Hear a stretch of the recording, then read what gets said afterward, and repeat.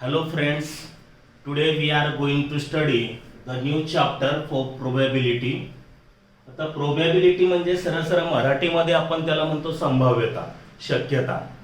Possibilities असेल, chances असेल, या वर्ड सारखा त्याचा मिनिंग होतो. याला आणखी सिमिलर वर्ड्स कुठले कुठले बघा. आपल्या डेलीच्या कन्व्हर्सेशन मध्ये, रोजच्या व्यवहारामध्ये आपण सर्रास त्या ठिकाणी असल्या प्रकारचे शब्द वापरतो. प्रोबेबल असेल, मे बी असेल, इम्पॉसिबल असेल, शुअर असेल, नियरली असेल किंवा 50-50. ठीक आहे, जसं की आपण म्हणतो 50-50 चान्सेस असणार आहे. ठीक आहे, शक्यता असेल, संभाव्यता असेल, ती म्हणजेच प्रोबेबिलिटी. ठीक आहे, आता याच्यामध्ये जर आपण ऑब्झर्व केलं, डेली लाईफमध्ये आपण सर्रास त्या ठिकाणी आपण एक्झाम्पल यूज करत आलो. याच्यामध्ये आपण नेहमी सांगतो प्रोबॅबिलिटीचा मिनिंग आपल्याला अर्थ माहीत नसताना सुद्धा आपण असं म्हणतो की आज पाऊस पडण्याची शक्यता आहे, आज पाऊस येऊ शकतो, भारत जिंकण्याची शक्यता आहे, किंवा सर क्लासला येऊ शकणार नाही किंवा येणार नाही, किंवा आपण असे म्हणता ते बरोबर असेल की आज मी त्या ठिकाणी फिरायला बाहेर जाऊ शकणार नाही. हे सगळे एक्झाम्पल जर बघितलेत आपण, जसं की most probably the rain will start from today, the inflation is likely to rise. Inflation म्हणजेच महागाई. ठीक आहे, it is impossible to defeat Indian cricket team in the next match. I will surely get first class. Similarly, there is no possibilities of polio infection if a child is given the polio vaccine in a time. आता जसं असे जे example त्या ठिकाणी आपण बघतोय, याच्यामध्ये possibilities व्यक्त केलेली, चान्सेस व्यक्त केलेले. चान्सेस झालं, पॉसिबिलिटीज झालं, हे जे काही वर्ड्स आहेत हे वर्ड्स झाले, हे probable, may be, impossible, sure, nearly, 50-50. हे सगळ्या एका अर्थाने या सगळ्यांचा मिनिंग प्रोबॅबिलिटी सारखा होतो. आपण जर का त्या ठिकाणी बघितलं तर हे जे आपण जे काही एक्झाम्पल्स घेतोय, एक्झाम्पल बघतोय, याच्यामध्ये जर आपण ऑब्झर्व केलं तर याच्यामध्ये निश्चितच आपल्याला दिसून येतं की अनसर्टन्टी त्याच्यामध्ये दिसते. अनसर्टन्टी म्हणजेच काय, तर अनिश्चितपणा. एखादी घटना जर का त्या ठिकाणी भविष्यात जर का घडत असेल तर निश्चितच त्याच्याबद्दल आपण त्या ठिकाणी अनसर्टन्टी व्यक्त करू शकतो. अनिश्चितपणा त्या ठिकाणी असणार आहे, निश्चित नसणार आहे. भविष्य जर का त्या भविष्याचा वेध जर आपल्याला घेता आला असता तर बऱ्याचशा अप्रिय घटना ज्या आहेत त्या अप्रिय घटना या आपल्याला टाळता आल्या असत्या, परंतु तसं त्या ठिकाणी घडत नाही. म्हणजेच काय, तर भविष्याचा वेध जर आपल्याला घ्यायचा असेल, म्हणजे फ्युचरमध्ये काय घडत असेल, म्हणजे त्याच्यामध्ये अनसर्टन्टी असणार आहे, अनिश्चितपणा असणार आहे. तर प्रोबॅबिलिटी म्हणजे नेमकं काय, तर प्रोबॅबिलिटी म्हणजे त्या प्रोबॅबिलिटीच्या मदतीनंच या अनसर्टन्टीचा किंवा अनिश्चितपणाचा आपण अभ्यास करू शकतो. या एक्झाम्पल वरून त्या ठिकाणी तुमचं एक क्लिअर झालं असेल की ह्या वर्डचा मिनिंग आणि प्रोबॅबिलिटीचा मिनिंग एका अर्थानं सेम त्या ठिकाणी होतो. ठीक आहे, तर आता प्रोबॅबिलिटी म्हणजेच काय, तर प्रोबॅबिलिटी कुठे असू शकणार आहे, ज्याच्यामध्ये अनसर्टन्टी असणार आहे, अनिश्चितपणा ज्या ठिकाणी असेल, ज्या इव्हेंट्स मध्ये असणार आहे, अनसर्टन इव्हेंट ज्याला म्हणतो आपण. तर अनसर्टन इव्हेंट ज्या ठिकाणी असेल तर निश्चितच प्रोबॅबिलिटी त्या ठिकाणी असू शकते. प्रोबॅबिलिटीच्या मदतीने आपण ते प्रेडिक्ट करू शकतो. किंवा या उलट ज्या ठिकाणी सर्टनपणा असतो, म्हणजे सर्टन म्हणजे काय, सर्टन इव्हेंट असेल त्या ठिकाणी निश्चित, ज्याचा रिझल्ट, ज्याचा आउटपुट हे त्या ठिकाणी फिक्स असणार आहे, जे आपल्याला ऑलरेडी त्याचा रिझल्ट माहिती आहे, तर निश्चितच त्या ठिकाणी प्रोबॅबिलिटी असू शकत नाही. फॉर एक्झाम्पल आपण एक्झाम्पल घेऊ शकतो, एक्झाम्पल बघू शकतो. समजा एखादा व्यक्ती मेलेला आहे, एखादा व्यक्ती मेलेला जर असेल, मेलेला आहे हे आपल्याला माहित असताना तो व्यक्ती जिवंत आहे की मेलेला आहे या म्हणण्यात प्रोबॅबिलिटी असू शकत नाही. सांगायचं तात्पर्य काय, की ज्या ठिकाणी अनिश्चितपणा आहे त्या ठिकाणी प्रोबॅबिलिटी असणार आहे, आणि ज्या ठिकाणी निश्चितपणा असणार आहे, सर्टन इव्हेंट असणार आहे, त्या ठिकाणी प्रोबॅबिलिटी असू शकत नाही. म्हणजेच काय, या चॅप्टर मध्ये आपल्याला एकंदरीत प्रोबॅबिलिटी या चॅप्टर मध्ये आपल्याला अनसर्टन इव्हेंट्सचा अभ्यास करायचा आहे, आणि तेच आपण त्या ठिकाणी एक्झाम्पल बघतोय. आता पुढे जाऊया. पुढे जर आपण बघितलं तर याच्यामध्ये त्या ठिकाणी एक आपल्या टेक्स्टबुक मध्ये दिलेलं आहे बघा. या टेक्स्टबुक मध्ये काय, एक कॉइन तर आपल्या सगळ्यांचा परिचयाचा आहे. एक नाणं जर का वरती टॉस केलं, टॉस करणं आपल्याला माहिती आहे, क्रिकेट मॅचच्या पूर्वी तर टॉस केला जातो. तर टॉस मध्ये त्या ठिकाणी आता इथे पॉसिबिलिटीज काय, रिझल्ट काय, चान्सेस काय, कुठले कुठले चान्सेस आहे. जर का एक टॉस केला आपण, एक कॉइन जर का आपण फ्लिप केला वरती, तर निश्चितच देयर आर 2 पॉसिबिलिटीज. एक तर त्या ठिकाणी हेड ऑप्टेन होईल, बघू शकतो आपण हा कॉइन त्या ठिकाणी 1 रुपीज कॉइन त्या ठिकाणी दिलेला आहे. कॉइन जर का टॉस केला आपण तर देयर आर टू पॉसिबिलिटीज, एक तर हेड ऑप्टेन होईल किंवा टेल ऑप्टेन होईल. मराठीमध्ये याला म्हणतो आपण चित किंवा पट. ठीक आहे, तर निश्चितच एक तर हेड ऑप्टेन होईल किंवा टेल ऑप्टेन होईल. मग याच्यामध्ये आपण त्या ठिकाणी मेन्शन करू शकतो, इथे या ठिकाणी मेन्शन करू शकतो. मग एक तर हेड भेटेल किंवा टेल भेटेल. ठीक आहे, मग या पॉसिबिलिटी ज्या जे काय आपल्याला मिळणारे जे काय आउटपुट आहे, जे आपल्याला मिळणारा रिझल्ट जे आहे ते रिझल्ट किती आहेत, तर याच्यामध्ये दोन पॉसिबिलिटीज आहेत, दोन चान्सेस आहेत. दोन चान्सेस पैकी तिसरा चान्सेस असू शकणार नाही.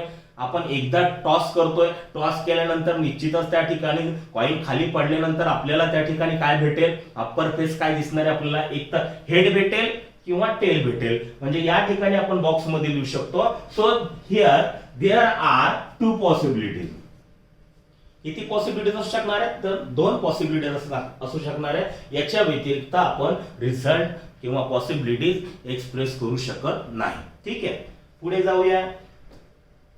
पुढच्या आपल्या टेक्स्टबुक मध्ये त्या ठिकाणी दिलेलं आहे 3 ऍक्टिव्हिटीज दिलेल्या आहे. पहिली ऍक्टिव्हिटी बघूया. Let each student in the class toss a coin once. आता ऑब्विसली त्या ठिकाणी आपल्या क्लासमध्ये समजा आपण कन्सिडर करूया की 30 स्टुडंट्स आहेत.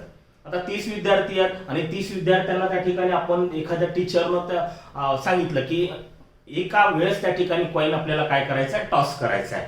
ठीक आहे, एक ते नाणं हवेमध्ये उडवायचं आहे. मग हवेमध्ये जर उडवलं तर व्हॉट विल यू गेट. आता त्याच्यामध्ये आपल्याला काय ऑब्टेन होईल, काय त्या ठिकाणी मेन्शन केलंय वरती बघा. पॉसिबिलिटीज काय, आता कोणताही विद्यार्थी, प्रत्येक स्टुडंट हा जर का त्या ठिकाणी टॉस करतो एखादा कॉइन, तर त्याच्यामध्ये दोन पॉसिबिलिटीज असणार आहे. आताच आपण बघितलं, कॉइन टॉस केल्यानंतर देयर आर टू पॉसिबिलिटीज. एक तर एच म्हणजे हेड आणि टी म्हणजे टेल.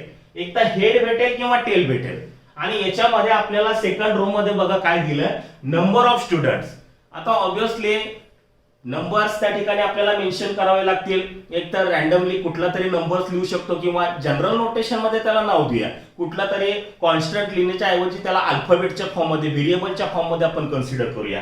काय निश्चितच मेन्शन करू शकतो आपण नंबर ऑफ स्टुडंट्स. याला त्या ठिकाणी नाव देऊया की एक्स आहे, याचा अर्थ बघा. आणि टेल जे ऑब्टेन होणारे नंबर ऑफ स्टुडंट्स त्याला नाव देऊया आपण वाय. ठीक आहे, व्हेरिएबल्स आहे. आता कुठला तरी एक कॉन्स्टंट एखादा नंबर लिहिण्याच्या ऐवजी त्याला व्हेरिएबलच्या फॉर्म मध्ये आपण नाव दिलं की निश्चितच याचा अर्थ काय होतो की x हा एक नंबर आहे. नंबर कशाचा, तर स्टुडंट्सचा. नंबर ऑफ स्टुडंट्स आहे, विद्यार्थ्यांची संख्या आहे. हे असे किती विद्यार्थी आहे आपल्या क्लासमध्ये की टॉस, एक कॉइन एकदा टॉस केल्यानंतर त्यांना हेड ऑब्टेन झालेला आहे. असे विद्यार्थ्यांची संख्या अमुक अमुक म्हटल्यापेक्षा त्याला त्या ठिकाणी नाव दिलं आपण एक्स नंबर ऑफ स्टुडंट्स. ठीक आहे, आणि काही काही विद्यार्थ्यांना टेल ऑब्टेन होऊ शकतात. मग त्या विद्यार्थ्यांची संख्या काय, मग निश्चितच त्याला नाव दिलं आपण वाय. ती संख्या, विद्यार्थी संख्या, नंबर ऑफ स्टुडंट्स, या त्या नंबर ऑफ स्टुडंट्सला नाव दिलं वाय. ठीक आहे, बाकी काय याच्यामध्ये एवढंच त्या ठिकाणी आपण एक्सप्रेस करू शकतो. तेवढंच आपल्याला विचारलंय या फर्स्ट ऍक्टिव्हिटीज मध्ये, ते आपण त्या ठिकाणी मेन्शन केलंय. सेकंड ऍक्टिव्हिटीकडे जाऊया. सेकंड ऍक्टिव्हिटी काय दिली बघा. Ask each student to toss the same coin twice. सुरुवातीला काय केलं होतं आपण, टॉस द कॉइन वन्स, एका वेळेस त्या ठिकाणी फ्लिप केला होता. आता काय करायचं आपल्याला, प्रत्येक स्टुडंटला सेम कॉइन ट्वाइस म्हणजे 2 वेळेस त्या ठिकाणी आपल्याला काय करायचं, हवेमध्ये उडवायचं आहे. ठीक आहे, मग व्हॉट आर द पॉसिबिलिटीज. आता ईच स्टुडंट ट्वाइस म्हणजे 2दा त्या ठिकाणी जर का टॉस करत असेल, हवेमध्ये उडवत असेल तो कॉइन, तर निश्चितच त्याच्यामध्ये 2 पॉसिबिलिटीज असणार आहे. काय, तर दोन्ही वेळेस त्याला त्या ठिकाणी काय ऑब्टेन होईल, हेड ऑब्टेन होईल. पॉसिबिलिटीज बघतोय आपण. मग किती प्रकारच्या पॉसिबिलिटीज या ठिकाणी दिलेल्या आहेत, तर 4 टाईपच्या पॉसिबिलिटीज. कोणकोणत्या, दोन्ही त्या ठिकाणी दोन्ही वेळेस त्याला काय ऑब्टेन होऊ शकतं, हेड ऑब्टेन होऊ शकतं. दोन्ही वेळेस त्याला एका वेळेस हेड ऑब्टेन होऊ शकतं, दुसऱ्या वेळेस टेल ऑब्टेन होऊ शकतात. म्हणजे ही दुसरी एक पॉसिबिलिटीज आहे. जर एका वेळेस सुरुवातीला टेल ऑब्टेन होऊ शकतात, नंतरच्या पॉसिबिलिटीज मध्ये त्या ठिकाणी नंतरच्या एक्सपेरिमेंट मध्ये त्याला हेड ऑब्टेन होऊ शकतं, किंवा दोन्ही वेळेस त्याला फर्स्ट टाइमला सुद्धा त्या ठिकाणी टेल ऑब्टेन झालं आणि सेकंड टाइमला सुद्धा टेल ऑब्टेन झालं, एवढ्याच पॉसिबिलिटीज असणार आहे. किंवा जर का एक कॉइन हा दोन वेळेस आपण टॉस जर केला तर मग याच्यामध्ये मेन्शन करू शकतो आपण देयर आर 4 पॉसिबिलिटीज. 4 पॉसिबिलिटीज आहे, त्या 4 पॉसिबिलिटीच्या व्यतिरिक्त असू शकत नाही. किंवा जर का एक कॉइन त्या प्रत्येक स्टुडंटना दोनदा त्या ठिकाणी टॉस जर केला तर ठीक आहे. मग निश्चितच नंबर ऑफ स्टुडंट्स, आता इथे सुद्धा आपल्याला नंबर ऑफ स्टुडंट्स आहे, हे आपण ऍक्टिव्हिटी आहे ऍक्च्युअली त्या ठिकाणी आपल्या क्लासमध्ये आपण घेऊ शकतो की निश्चितच 40 विद्यार्थी आहे, 40 विद्यार्थ्यांना आपण कॉइन काढायला सांगितले आणि प्रत्येकाला त्या ठिकाणी आपण दोनदा कॉइन हा टॉस करायला जर सांगितलं तर आपण त्या ठिकाणी हे ऍक्टिव्हिटी मेन्शन करू शकतो. आता नंबर ऑफ स्टुडंट्स लिहिण्यापेक्षा त्याला आपण व्हेरिएबल नाव देऊया. तर निश्चितच नंबर ऑफ स्टुडंट्स याला त्या ठिकाणी नाव देऊया की अमुक अमुक इतके इतके विद्यार्थी आहेत की त्यांना तो त्या ठिकाणी दोन्ही वेळेस हेड ऑब्टेन झालं, त्याला नाव देऊया आपण हवं तर ए. ठीक आहे. ए ही काय नंबर ऑफ स्टुडंट विद्यार्थी संख्या आहे ती आपण मेन्शन करतोय जनरल नोटेशन मध्ये. ठीक आहे. एकदा सुरुवातीला हेड ऑब्टेन झालं नंतर टेल ऑब्टेन झालं, असे नंबर ऑफ स्टुडंट्स किती आहे त्याला नाव देऊ आपण बी. ठीक आहे. पुढे पहिल्या वेळेस टेल ऑब्टेन झालं आणि दुसऱ्या वेळेस त्या ठिकाणी हेड ऑब्टेन झालं, असे नंबर ऑफ स्टुडंट्स त्याला त्या ठिकाणी नाव देऊया सी. आणि दोन्ही इव्हेंट्स मध्ये असे विद्यार्थी आहेत की दोन्ही वेळेस त्यांना टेल ऑब्टेन झालं, त्याला त्या ठिकाणी आपण नाव देऊया डी. व्हेरिएबलच्या फॉर्म मध्ये मेन्शन केलं की ए बी सी डी हे काय तर नंबर ऑफ स्टुडंट्स आहेत. ही ऍक्टिव्हिटी आपण क्लासमध्ये घेऊ शकतो, आपल्या घरी सुद्धा त्या ठिकाणी आपले जे काही मेंबर्स आहेत त्या मेंबर्स वरती सुद्धा आपण त्या ठिकाणी हे घेऊ शकतो. असो तर तिसरी ऍक्टिव्हिटी बघूया. तिसरी ऍक्टिव्हिटी काय दिली बघा. नाउ थ्रो अ डाय. डाय आपल्याला माहिती आहे निश्चितच त्या ठिकाणी मराठीमध्ये त्याला आपण म्हणतो की षटकोनी ठोकळा. षटकोनी ठोकळा डाय त्याला त्या ठिकाणी इंग्रजीमध्ये म्हणतो आपण. तर डाय मध्ये काय असतं तर त्याला देयर आर 6 फेसेस. किती फेसेस असणार आहे त्याला 6 फेसेस असतात आणि प्रत्येक फेसेस वरती नंबरिंग असतात 1 to 6. म्हणजे एका फेस वरती एक डॉट असणार आहे, जसं आपण फिगर मध्ये बघू शकतो. अशा पद्धतीचा त्या ठिकाणी डाय असणार आहे. एका फेस वरती एक सिंगल डॉट असणार आहे, दुसरा फेस आहे त्याच्यावरती 2 डॉट दिलेले आहेत, तिसरा फेस आहे त्याला त्याच्यावरती 3 डॉट दिलेले आहेत, चौथा नंबरचा जो काही फेस आहे त्याला त्याच्यामध्ये 4 डॉट्स दिलेले आहेत, पाचव्या नंबरचा त्या ठिकाणी जो काही फेस आहे त्याला 5 डॉट्स दिलेले आहेत बघू शकतो आपण. आणि हा जो काय शेवटचा आहे 6व्या नंबरचा तो 6व्या नंबरच्या फेस वरती 6 डॉट दिलेले आहेत. ठीक आहे. तर निश्चितच काय विचारलं या ऍक्टिव्हिटीज मध्ये.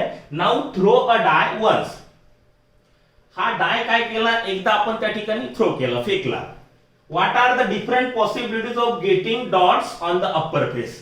म्हणजे अपर फेस म्हणजे काय हा सुरुवातीचा हा वरती दिसणारा जो काही फेस आहे निश्चितच हा जो फेस आता वरती समोरून दिसणारा आपण जर का थ्रो केला तर ऑब्विसली तो स्टॉप होईल आणि वरचा जो काही फेस असणार आहे ज्याला म्हणतो आपण अप्पर फेस. या अप्पर फेस वरती काय काय पॉसिबिलिटीज असू शकतील. काय काय पॉसिबिलिटीज असू शकतील तर निश्चितच 1 सुद्धा येऊ शकतो, हे 2 डॉट सुद्धा येऊ शकतो किंवा 3 डॉट्स असलेला फेस सुद्धा त्या ठिकाणी वरती अप्पर फेसला येऊ शकतो किंवा 4 डॉट्स असलेला हे निश्चितच फेस त्या ठिकाणी आपल्याला अप्पर फेस वरती येऊ शकतो किंवा हा. मग आता टोटल पॉसिबिलिटीज किती आहे 1 2 3 4 5 6 अशा किती पॉसिबिलिटीज आहे तर 6 पॉसिबिलिटीज आहे. या 6 च्या व्यतिरिक्त तर असू शकत नाही कारण डाय वरती आपल्याला माहिती आहे की एवढेच त्या ठिकाणी फेसेस असणार आहे. तर षटकोनी ठोकळ्यावरती हे 6 फेसेस असणार आहे. तर या 6 फेसेस वरती याच्या व्यतिरिक्त असू शकत नाही कारण तो डाय. ठीक आहे. जसं आपण हेडच्या बाबतीमध्ये मेन्शन केलं होतं देयर आर ओनली 2 पॉसिबिलिटीज. एक तर हेड ऑब्टेन होईल नाही तर टेल ऑब्टेन होईल. आपल्याला माहिती आहे कॉइनला तर 2च साइड असणार आहे, 2च फेसेस असणार आहे. एका साइडला हेड असतो दुसऱ्या साइडला टेल असतो.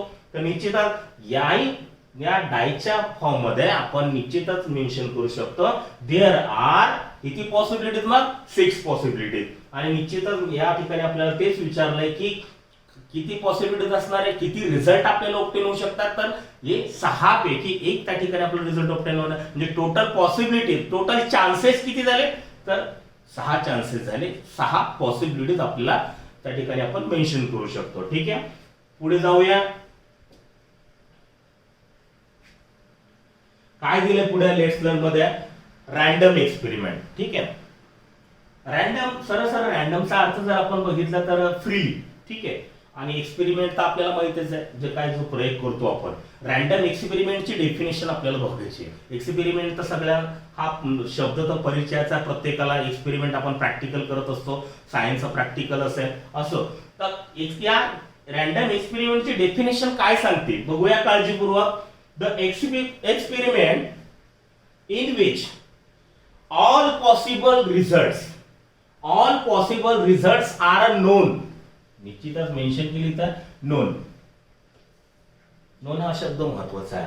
Non in advance. ऑलरेडी जर आपण कुठलाही एखादा रॅन्डम एक्सपेरिमेंट घेतला, त्या रॅन्डम एक्सपेरिमेंटची आपण डेफिनेशन जर बघायची झाली तर असा एक्सपेरिमेंट की निश्चित आता जसं आपण हेड ऑर टेल कॉइनचा आपण त्या ठिकाणी टॉस केला होता, ठीक आहे. तो एक त्या ठिकाणी रॅन्डम एक्सपेरिमेंट म्हणू शकतो आपण. एक डाय आपण थ्रो केला होता, तो त्या ठिकाणी रॅन्डम एक्सपेरिमेंट म्हणू शकतो. पण नेमकं रॅन्डम एक्सपेरिमेंटची डेफिनेशन काय, तर the experiment in which all possible results are known in advance. म्हणजे ऑलरेडी ऍडव्हान्स मध्ये आपल्याला माहिती आहे की याच पॉसिबिलिटीज आहे, हेच रिझल्ट त्याच्यामध्ये येणार आहे. हेड आपण टॉस केला तर निश्चितच त्याच्या पॉसिबिलिटीज आपल्याला ऍडव्हान्स मध्ये माहिती आहे की एक तर हेड भेटेल नाही तर टेल भेटेल. डाय आपण थ्रो केला तर निश्चितच त्या ठिकाणी आपण म्हणू शकतो त्याच्या आउटपुट जे आहे, त्याचा जो रिझल्ट जो आहे तो रिझल्ट ऑलरेडी आपण प्रेडिक्ट करू शकतो. डेफिनेटली आपल्याला माहिती आहे की डायला 6 स्पेसेस असतात. एका पेस वरती 1 डॉट असणार आहे, 2 डॉट असणार आहे, अप टू 6, ठीक आहे. असे 6 पेसेस असणार आहे. म्हणजे याचा अर्थ आपण जर का डाय एका वेळेस जर फेकला तर आपल्याला मिळणारे जे काही रिझल्ट आहे ते रिझल्ट आपल्याला ऍडव्हान्स मध्ये माहिती आहे. एक तर 1 डॉट असलेला फेज भेटेल किंवा 2 डॉट असलेला फेज भेटेल किंवा 5 डॉट असलेला फेज भेटेल किंवा 6 डॉट असलेला फेज भेटेल. तर निश्चितच देयर आर 6 पॉसिबिलिटीज. 6 रिझल्ट त्या ठिकाणी आपण मेन्शन करू शकतो की 6 पैकी एक तरी रिझल्ट आपल्याला त्या ठिकाणी भेटणार आहे. मग तो रिझल्ट म्हणजेच काय, तर पॉसिबिलिटीज. मग possible results are known in advance. आणखी मेन्शन केले but none of them can be predicted with a certainty. Certainty म्हणजे काय, निश्चितपणे, डेफिनेटली. काय प्रेडिक्टेड म्हणजे काय, आपण व्यक्त करू शकतो, प्रेडिक्ट करू शकतो. काय प्रेडिक्ट करू शकतो, विथ अ सर्टन्टी म्हणजे डेफिनेटली. आपण जर का त्या ठिकाणी मेन्शन केलं, आता कॉइन जर आपण टॉस करतोय, कॉइन टॉस करतो तर डेफिनेटली डेफिनेटली आपण सांगू शकतो का हेडच पडणार म्हणून, नाही सांगू शकत. किंवा टेल पडणार म्हणून नाही सांगू शकत सर्टनली, ठीक आहे. म्हणजे याचाच अर्थ नन ऑफ देम.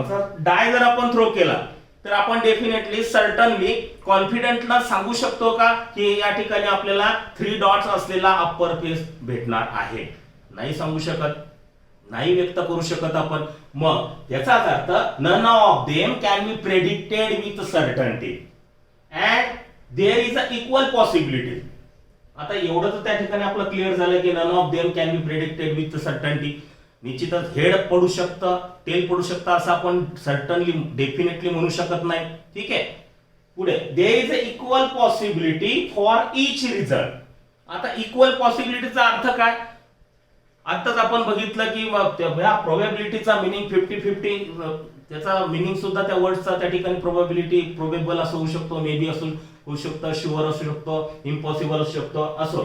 तर इक्वली पॉसिबिलिटी म्हणजे इक्वल पॉसिबल पण इक्वल रिझल्ट त्या ठिकाणी आपल्याला बघायचे आहे. हेड आपण कॉइन जर टॉस केला आपण तर त्या ठिकाणी 2 पॉसिबिलिटीज आपण सुरुवातीलाच एक्सप्रेस केलं. There are 2 possibilities. आता 2 पॉसिबिलिटीज मला सांगा, हेड ऑब्टेन होण्याची त्या ठिकाणी पॉसिबिलिटीज किती असू शकणार आहे, तर निश्चितच 2 पैकी 1. टोटल पॉसिबिलिटीज किती आहे, तर 2 आहे. हेड भेटेल किंवा टेल भेटेल, हे झाल्या 2 पॉसिबिलिटीज एकदा कॉइन टॉस केलं तर.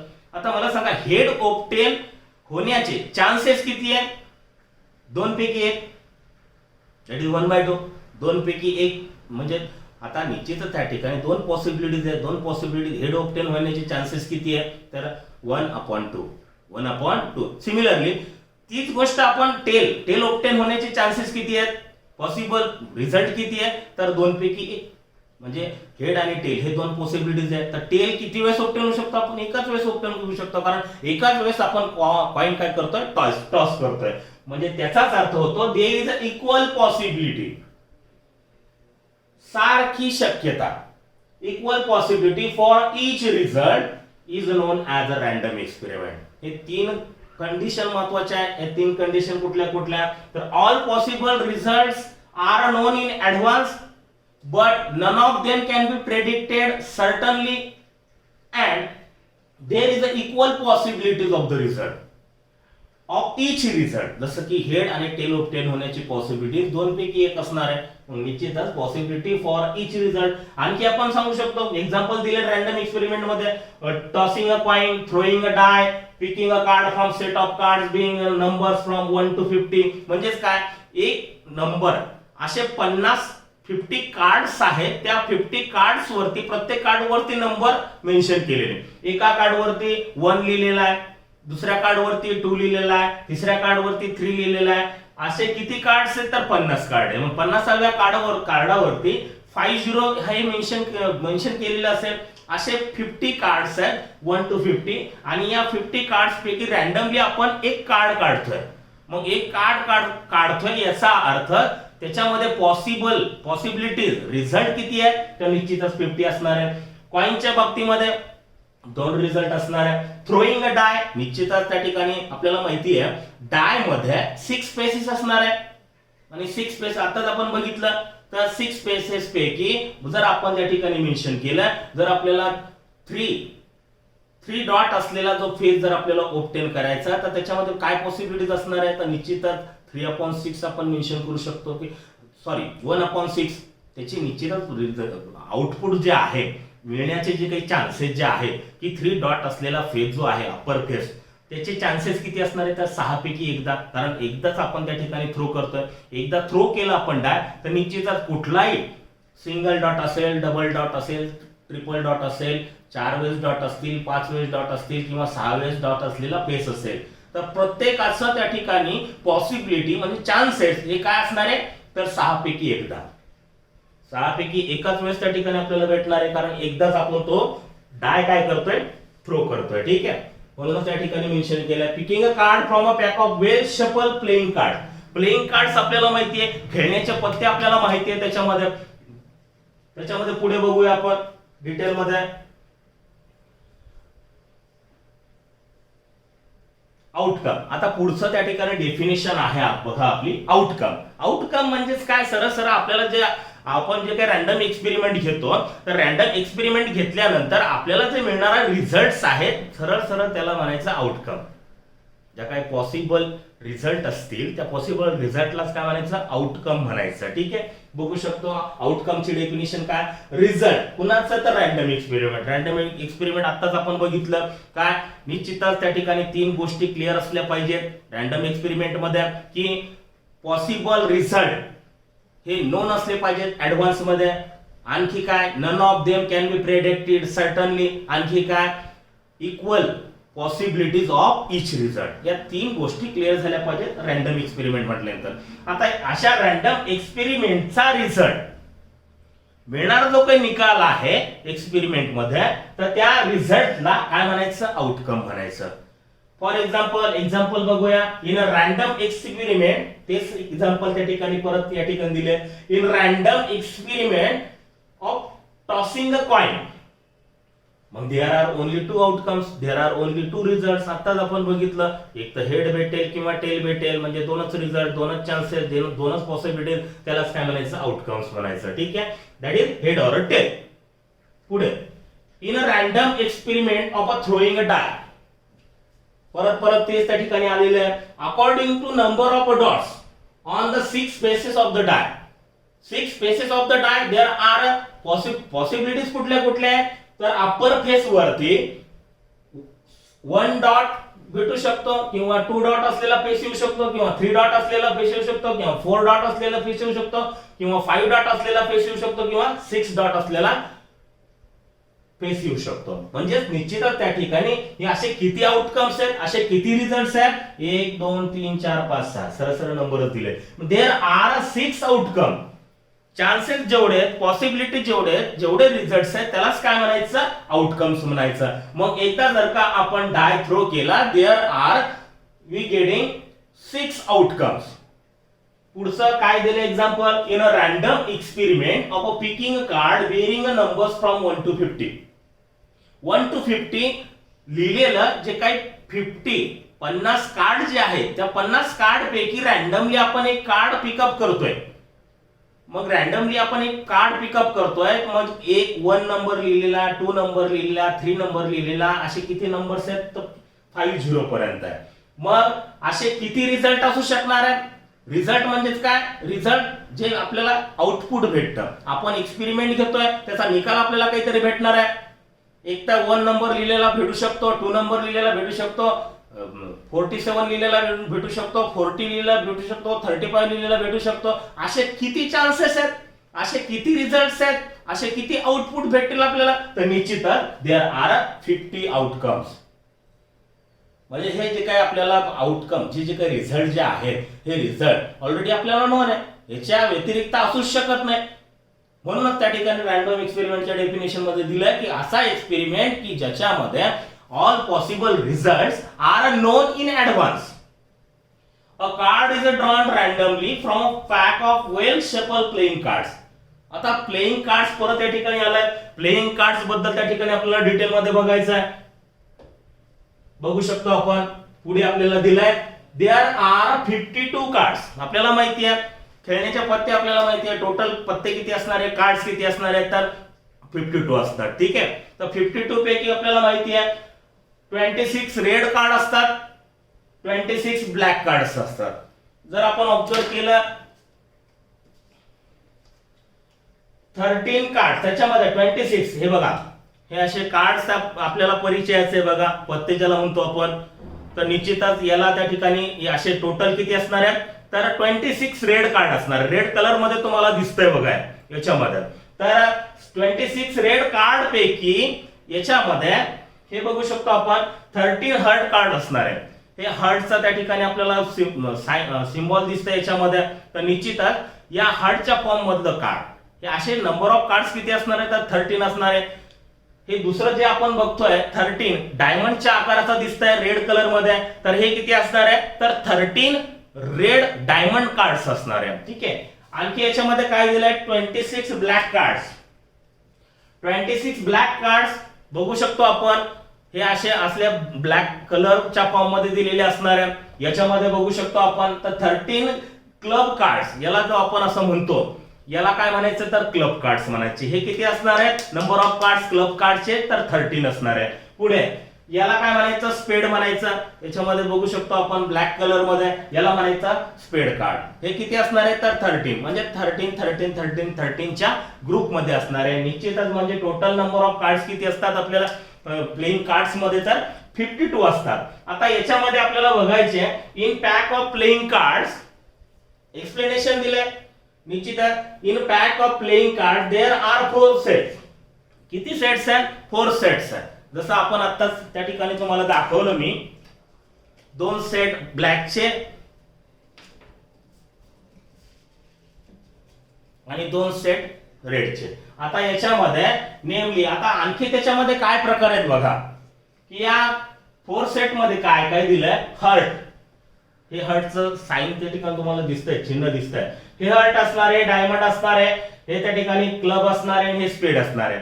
तेच त्या ठिकाणी मेन्शन केलंय. And each set there are 13 card. किती पत्ते असणार आहे एका सेट मध्ये तर 13 पत्ते असणार आहे. 13 पत्त्यामध्ये आणखी काय काय असणार आहे बघा. आता हे डायमंडचं बघूया आपण. डायमंड मध्ये काय असतं याच्यामध्ये त्या ठिकाणी आपण या एक मराठीमध्ये त्याला म्हणतो आपण एक्का. ठीक आहे. एक्का म्हणजेच काय तर एस असणार आहे. ठीक आहे. S A for S.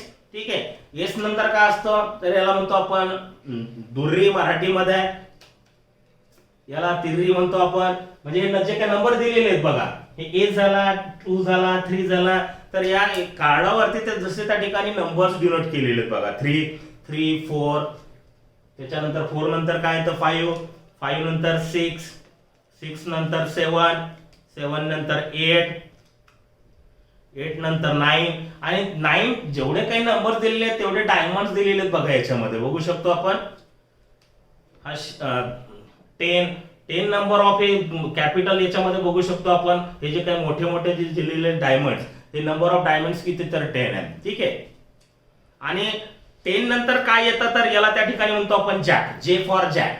जॅकला, त्याला मराठीमध्ये म्हणतो आपण की गुलाम वगैरे असं काहीतरी म्हणतात असो. क्यू, आता क्यू याच्यामध्ये बघा, याच्यामध्ये जर आपण बघितलं तर चित्र दिलेलं आहे, पिक्चर दिलेला आहे, तर याला म्हणतो आपण क्वीन. क्वीन म्हणजेच काय तर राणी, मराठी भाषेमध्ये म्हणतो त्याला आपण. आणि के फॉर किंग, इथे राजाचं चित्र याच्यामध्ये दिलंय, पिक्चर दिलाय. तर असे किती कार्ड्स असणार आहे? 13 कार्ड असणार आहे. ठीक आहे, 13 कार्ड. हे कार्ड तर ऑलरेडी तुम्हाला परिचयाचे असतील, ऍटलिस्ट बघण्यात तरी आलेले असतील. असे 13 कार्ड्स असणार आहेत. आता याच्यामध्ये king, queen, jack. King, queen, jack बघू शकतो आपण. किंग हा झाला किंग, हा झाला क्वीन, हा झाला जॅक. ठीक आहे, तर निश्चितच या ठिकाणी पिक्चर दिलेले आहेत, म्हणजेच याला आपण काय म्हणूया? फेस कार्ड म्हणूया. म्हणजे चेहरा दिलेला आहे, सरळ सरळ साध्या भाषेत. फेस कार्ड्स दिलेले आहेत. असे किती आहेत? 1 2 3 असे फेस कार्ड आहेत. आता टोटल फेस कार्ड किती असणार आहे आपल्या पूर्ण सेट मध्ये? किती असणार आहे? तर निश्चितच प्रत्येक सेट मध्ये बघा, 13च्या सेट मध्ये 13 हार्ट कार्ड असेल, 13 डायमंड कार्ड असेल, 13 क्लब कार्ड असेल, 13 स्पेड कार्ड असेल. आता याच्यामध्ये फेस कार्ड किती असणार आहेत? तर निश्चितच त्या ठिकाणी मेन्शन करू शकतो आपण, in pack of card there are 4 cards of king. याचा एक किंग, याचा एक किंग, याचा एक किंग, याचा एक किंग, असे किती किंग झाले? तर 4 किंग झाले. ठीक आहे, आता 4 कार्ड्स ऑफ क्वीन, म्हणजे या हार्टचा झाला त्या ठिकाणी एक क्वीन, डायमंडचा एक क्वीन, क्लबचा एक क्वीन आणि निश्चितच स्पेडचा एक क्वीन. असे किती कार्ड झाले? तर 4 कार्ड झाले क्वीनचे. 4 कार्ड जॅकचे झाले. जसं जॅक आपण जे फॉर जे लिहिलेलं असणार आहे त्याच्यामध्ये फेस बघू शकतो आपण. ठीक आहे, जॅक. तर या जॅकचा म्हणजे याच्यामध्ये किती? एक जॅक, याच्यामध्ये एक जॅक, याच्यामध्ये एक जॅक, याच्यामध्ये एक जॅक कार्ड्स असणार. म्हणजे टोटल काय किती जॅक झाले? तर 4 जॅक झाले. म्हणून मी त्या ठिकाणी मेन्शन केलं 4 cards of jack. Thus the total face card are 12. म्हणजे किती असणार आहे? 4 4 4 4. म्हणजे 4 निश्चितच त्या ठिकाणी याच्यामध्ये 4 कार्ड्स आपण त्या ठिकाणी मेन्शन केले. 4 कार्ड्स ऑफ जॅक. असे total number of face card किती असणार आहेत? मग किती टोटल सेट किती आहेत? तर बघू शकतो आपण 1 2 3 4. प्रत्येकाच्या याच्यामध्ये निश्चितच त्या ठिकाणी 4 cards of king, 4 cards of queen, 4 cards of jack असणार आहे. मग टोटल नंबर ऑफ किती असणार आहे? 4 4 4. म्हणजे 12 नंबर ऑफ फेस कार्ड असणार आहे. हेच त्या ठिकाणी आपल्याला याच्यामध्ये माहिती दिली आहे. इकडे बघू शकतो, याला आपण त्या ठिकाणी ए असे 4 त्या ठिकाणी दिलेले बघा. इथे स्पेडचा दिलाय, इथे हार्टचा दिलाय, इथे याला आपण म्हणतो क्लब, याला म्हणतो आपण त्या ठिकाणी डायमंडच्या आकारामधला. तर निश्चितच त्या ठिकाणी एस ऑफ अ स्पेड, S of a heart, S of a club, S of a diamond. म्हणजे असे किती एस असणार आहेत? असे किती एके असणार आहेत? तर 4 एके असणार आहेत. तीच माहिती याच्यामध्ये आपल्याला दिली आहे. पुढे जाऊया, काय दिले पुढे? आता पुढची कन्सेप्ट आहे आपली equally likely outcomes. Equally likely outcomes बघू शकतो आपण. काय सांगते डेफिनेशन? एक एक्झाम्पल त्याच्यामध्ये दिलंय, अ डाय इज थ्रोन. आता डाय जर का आपण आत्ताच बघितलं, डाय जर का आपण त्या ठिकाणी त्याच्या टायटल मध्येच त्याचा मिनिंग बघा, इक्वली लाईकली आउटकम्स. आउटकमची डेफिनेशन आत्ताच आपली झाली, रिझल्ट ऑफ रॅन्डम एक्सपेरिमेंट, त्याला म्हणायचं आउटकम्स. ठीक आहे, आता इक्वली लाईकली म्हणजेच काय? याच्यापूर्वी सुद्धा मी एक्सप्लेन केलं होतं. जर का एक डाय जर का आपण त्या ठिकाणी थ्रो केला, एका वेळेस मेन्शन केलं, is throw any of the numbers 1 2 3 4 5 6 may appear on the upper face. एक तर डॉट दिलेले असतील किंवा नंबर दिलेले असतील. ठीक आहे, त्या षटकोनी ठोकळ्यावरती निश्चितच त्या अप्पर फेस वरती आपल्याला या 6 पॉसिबल इव्हेंट्स पैकी एक इव्हेंट आपल्याला भेटणार आहे. एक तर 1 भेटेल किंवा 2 भेटेल किंवा 3 भेटेल किंवा 4 भेटेल किंवा 5 भेटेल किंवा 6 भेटेल. याच्या व्यतिरिक्त असू शकत नाही. मग निश्चितच या ठिकाणी it means that the number is equally likely to occur. Mention करू शकतो आपण.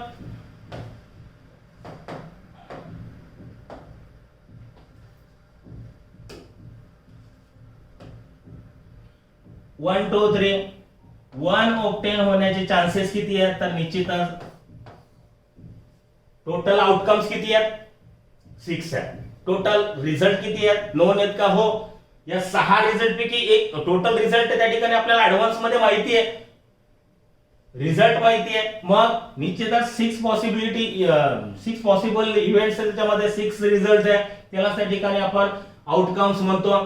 तर याच्यामध्ये इक्वली लाईकली याचा अर्थ आपल्याला बघायचा आहे.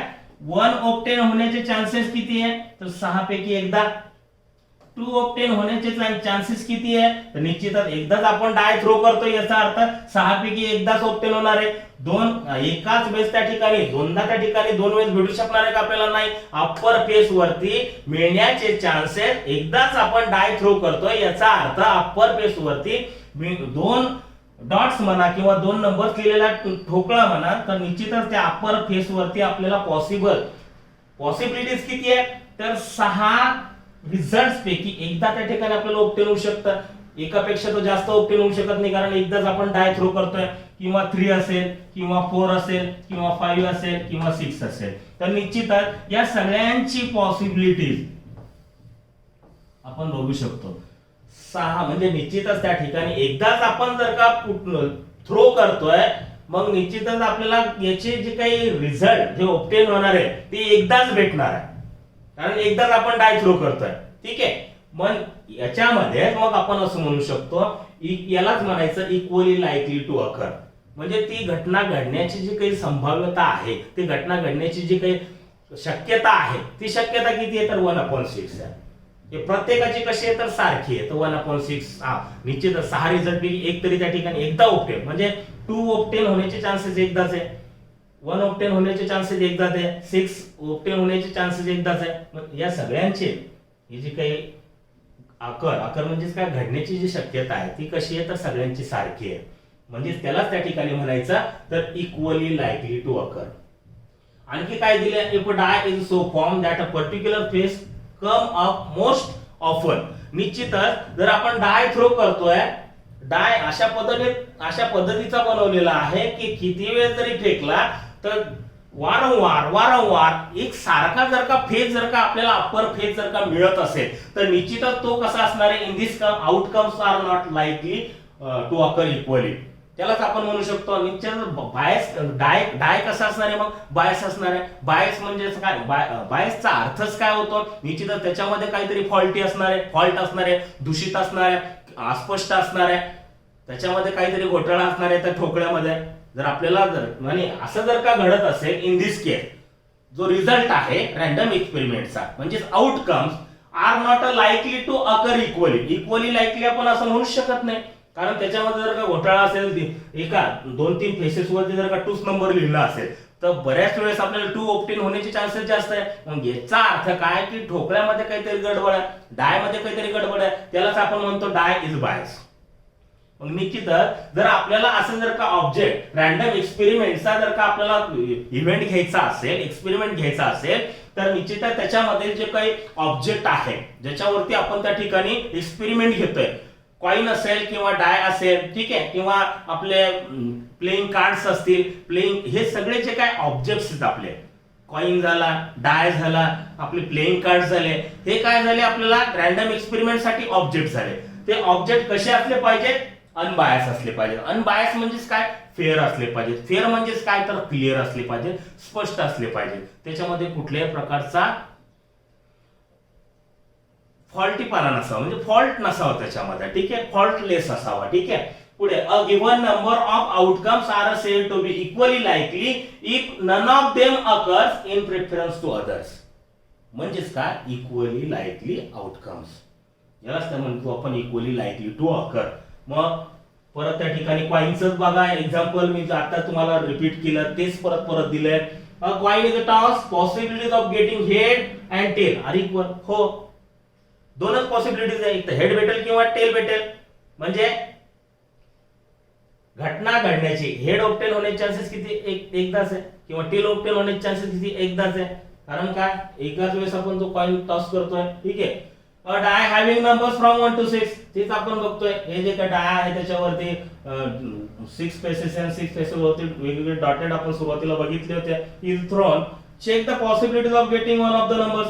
हेच आत्ताच आपण मी तुम्हाला सांगितलं, हेच असणार आहे 1/6. टोटल पॉसिबिलिटीज किती आहे, 6 आहे. तर प्रत्येक नंबर जो आहे तो ऑब्टेन होणार आहे अप्पर फेस वरती आउटकम्स किती असणार आहे मग इक्वली लाईकली, तर 1/6. तेच याच्या एक्झाम्पल मध्ये आपल्याला दिलेले आहेत. यालाच काय म्हणायचं मग, इक्वली लाईकली आउटकम्स. पुढे जाऊया. आता प्रॅक्टिस सेट बघतोय आपण या चॅप्टर मधला 5.1. हाऊ, आता क्वेश्चन बघा, how many possibilities are there in each of the following. मी आत्ताच सांगितलं, जर आपण प्लेइंग कार्ड्स घेतले, आपल्याला माहिती आहे टोटल प्लेइंग कार्ड्स किती असणार आहे, तर 52 असणार आहे. मग निश्चितच रॅन्डमली आपण जर का एखादा कार्ड पिकअप करतोय, मग टोटल पॉसिबिलिटीज किती असणार आहे, तर 52. हेच आपल्याला त्या ठिकाणी मेन्शन करायचं आहे की पॉसिबिलिटीज किती असणार आहे. काय क्वेश्चन दिलाय, पहिलं example, Vanita knows the following site in Maharashtra, she is applying to visit one of them in her summer vacation. वनिताला काय करायचं आहे की समर व्हॅकेशन मध्ये या खाली दिलेले जे काही नावं दिलेले आहेत वेगवेगळ्या प्लेसेसचे, त्या प्लेसेस पैकी कुठल्या तरी एका प्लेसेस मध्ये समर व्हॅकेशनला तिला व्हिजिट करायची आहे. कोणकोणते दिले बघू शकतो आपण, अजिंठा, महाबलेश्वर, लोणार सरोवर, Tadoba wild life sanctuary, wild life Tadoba अभयारण्य ज्याला म्हणतो आपण, आंबोली घाट ज्याला म्हणता येईल, कोकणामध्ये असतो, आंबोली, रायगड, माथेरान, आनंदवन. आता हे टोटल प्लेसेस जर आपण जर बघितले किती आहे, 1 2 3 4 5 6 7 8. टोटल प्लेसेस किती आहेत, तर 8 आहे. मग 8 जर असेल तर वनिता समर व्हॅकेशन मध्ये या 8 प्लेसेस पैकी एका प्लेसेसला भेट द्यायची. मग मेन्शन करूया, मग टोटल पॉसिबिलिटीज किती असणार आहे, तर 8 पॉसिबिलिटीज असणार आहेत. तेच आपल्याला त्या ठिकाणी लिहायचं आहे. वनिता can be visit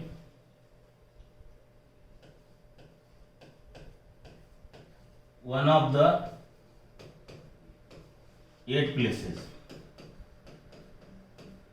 मग त्या ठिकाणी मेन्शन करू शकतो. So therefore their possibilities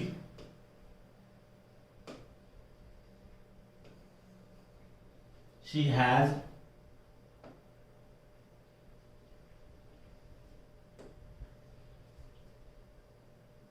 she has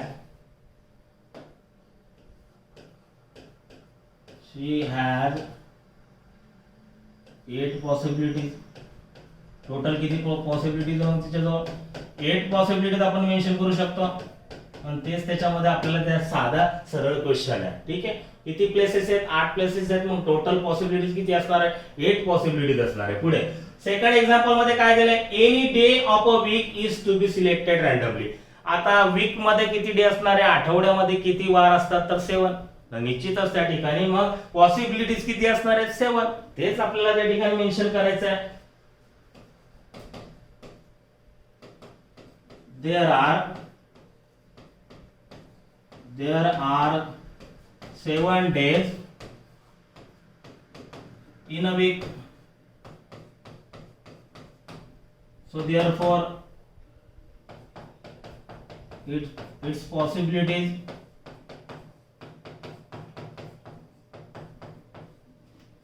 is 7. Similarly, select one card from the pack of 52 cards.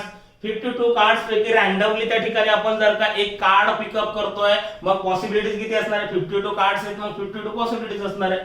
Shortcut मध्ये लिहूया हवं तर, there are 52 possibilities.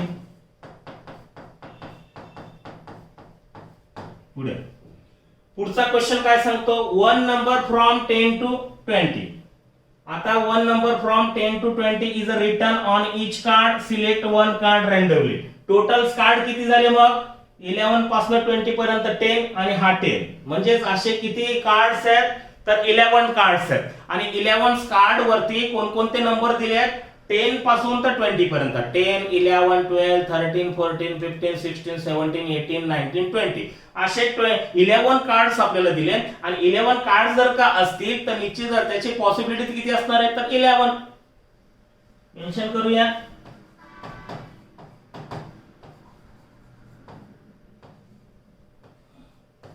there are 11 cards, so therefore their possibilities